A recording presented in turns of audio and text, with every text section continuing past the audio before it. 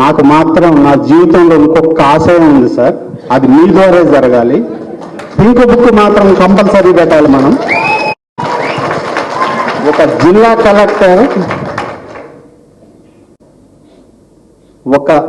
జిల్లా కలెక్టర్ ఒక పార్టీ కార్యకర్త కంటే అసహ్యంగా బిహేవ్ చేశాడు నా మీద.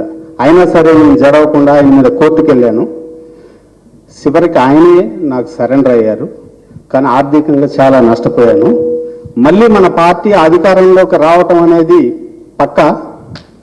వచ్చిన మరుక్షణం నేను కోరిక ఒకటే, నా యావదాస్తిని మన పార్టీకి ఇచ్చేయమంటే ఇచ్చేస్తా, కానీ ఆ కలెక్టర్ని ఎక్కడున్నా మాత్రం వదిలిపెట్టద్దని మాత్రం కోరుకుంటున్నాను.